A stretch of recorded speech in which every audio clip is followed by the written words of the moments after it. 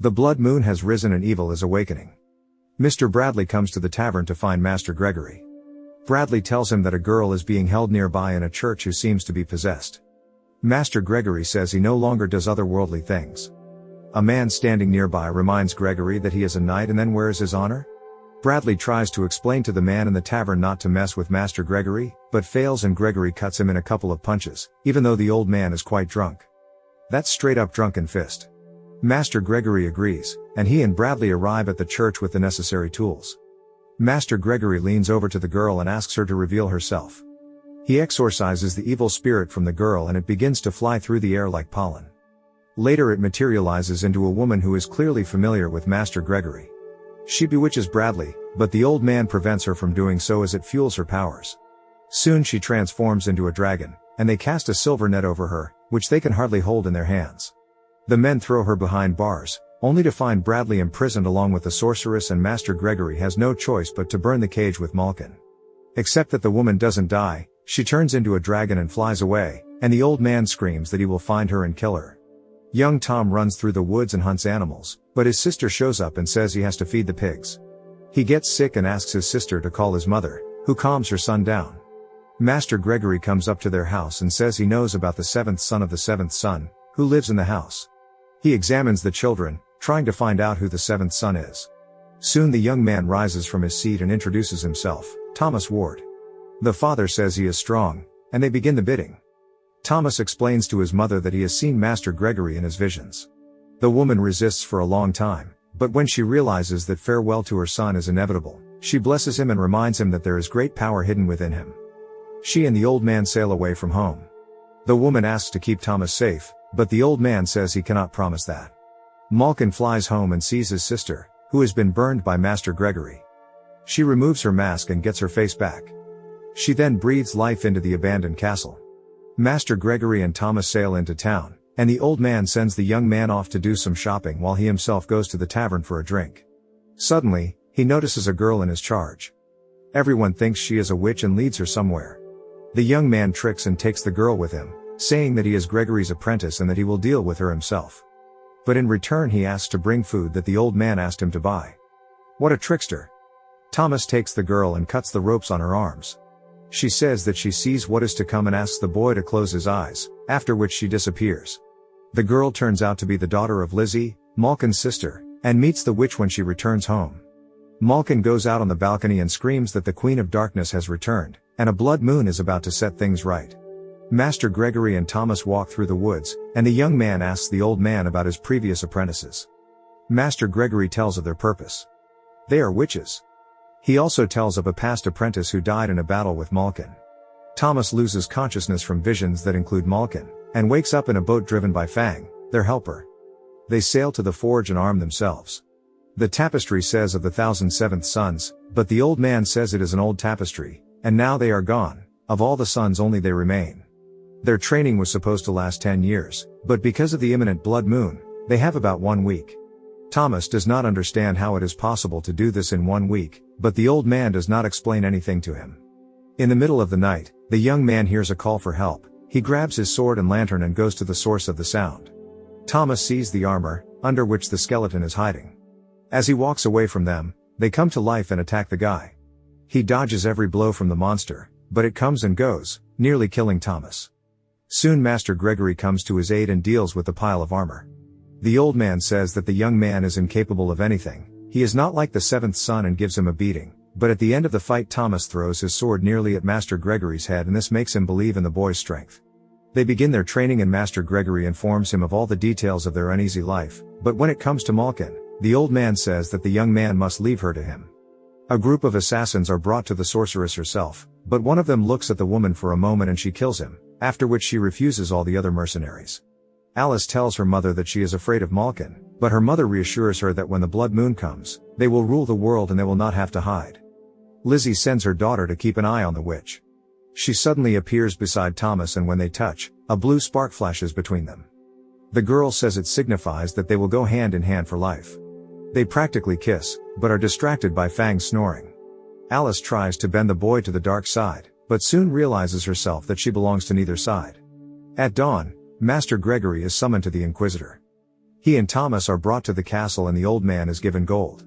He goes to the monster he has caught. It is a huge bear, which rips open the cage and attacks the old man. Master Gregory throws silver dust at it and it turns into a human, which Thomas and his teacher try to deal with. He is a very strong opponent and manages to turn into a bear again, but this time Thomas throws pollen at him and they tie the man up. The men from above pour oil on him, and the old man gives Thomas a torch in his hands to set him on fire, but the young man hesitates to do the deed, saying that he is not like them, that is, the other witches. The old man takes the torch and throws it at the man.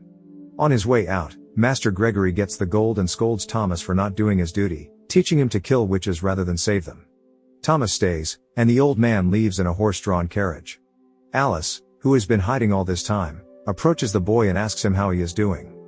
Thomas talks about how he cannot become like his teacher. The girl says that the blue spark could mean nothing, and also reminds him that Master Gregory himself was once in love with a witch. Thomas asks the girl to close her eyes and kisses her. They make love, and the girl says she wants to stay with him forever. Together they hatch a plan of action. Thomas says he wants to take the girl away to a place where everyone would not know who she is or who he is. The young witch is visited by visions of impending chaos, and decides that he must return to his teacher. Alice says you can't hide from fate, and she's right. Master Gregory meets Thomas and tells him of his love for Malkin, who was not always so evil. She found out Master Gregory was married and killed his wife, jealous of his happiness. The old man caught her, lying that he loved her, tied her up, and imprisoned her in a dungeon. He thought this prison would hold the woman, but he was wrong. Now every death is on Master Gregory's conscience. The old man shows him his wife's grave and tells him that this is why he is so hard on him. Master Gregory urges him to kill every witch he meets on his way. They set course for Pam's tower, where Malkin is, but on the way their horse-drawn carriage is run over by a boggart. It is a blind and huge creature that lives underground. It appears out of the ground and they have to jump into the water from a huge rock. A fisherman helps them and takes them to his boat, but it turns out that Boggart is not afraid of water and he jumps in after them. Thomas kills the monster and falls with him from the huge waterfall, and when he comes out of the water, he is about to be killed by Lizzie to keep him away from her daughter. She almost hurts him, but the young man is saved by the medallion on his chest. Lizzie is shocked by the medallion, for it has tremendous power, turns into a dragon and flies away. Thomas comes to his teacher, who is happy that he defeated the Boggart and even survived, and the boy shows him the medallion. The teacher tells him that his mother is a witch and that she stole this medallion from Malkin, which is why Master Gregory was able to imprison her. It turns out that Thomas is the offspring of a witch who himself became a witch. What an irony. The young witch jumped up from his seat, determined to continue on his way. Meanwhile, Malkin tells Alice that if she wants her lover to survive, he must steal the amulet from him and return it to her. Later, the witch sends her servants into town to destroy it and one of the monsters even eats the priest. Thomas's mother appears in town and protects the inhabitants by killing one witch, but Malkin appears beside her and kills her without even leaving her corpse. The woman simply turns to ash and flutters through the air. Fang and Master Gregory sense something is wrong and go scouting the area ahead, while Alice suddenly appears from the bushes and asks Thomas to run away with her, saying she has changed her mind. Master Gregory returns and ties her up with a chain. He orders Thomas to gather firewood to burn her, but the boy defends his beloved. She snatches the amulet from him before Thomas can see and he lets her go. The girl escapes and Master Gregory reminds him that she stole his amulet and Thomas runs after her. Things clearly do not go according to his plan and the servants of darkness are waiting for him in the woods to attack him. Master Gregory sees this and stands up for his apprentice, for he cannot lose him too, but in the end he is kidnapped. Thomas falls off a large cliff and survives. The spirit of his mother comes to him, she says she is dead, and instills in him faith, for he is the only son of the seventh son, and the son of a witch. Only he can possess the amulet and save the world. Thomas takes his master's staff, which was lying nearby, and saves Fang by giving him the staff. Alice learns that her lover is dead because Lizzie sent the servants of darkness after her. Master Gregory is brought to Malkin, and the woman bewitches him, her power with the amulet astounding. Alice snatches the amulet from Malkin's neck right in the middle of her hypnosis by Master Gregory. She almost escapes, but a pillar falls on her and the girl loses the stone right below her. Thomas discreetly arrives at the scene of the battle trying to find his amulet, and he finds it. Great power comes to him, and his staff lights up with fire. Master Gregory confronts the servant Malkin. He asks him to fight as a man and not as a dragon and he still wounds Master Gregory, who has had time to weaken in captivity. Thomas saves his beloved's life, his strength staggering. Master Gregory kills the servant Malkin while the main battle is taking place upstairs. The two sisters, Liza and Malkin, fight, not sparing each other at all. In front of Alice, Malkin kills her mother, and no one can do anything about it. Master Gregory asks no one to enter Malkin's castle and goes himself. He tries to deceive the witch to death, but he fails and she is finished off by Thomas with his accurate hunter's throw, which he has spent his life honing in the woods. He then burns the witch with fire from the staff, and his teacher initiates him into witchcraft by marking him on his arm. On his way out, he is met by Alice, who cannot accept Thomas's fate, for they cannot be together now, since Thomas has chosen to be a witch. They kiss and the girl disappears. Words come to his mind that they will meet soon.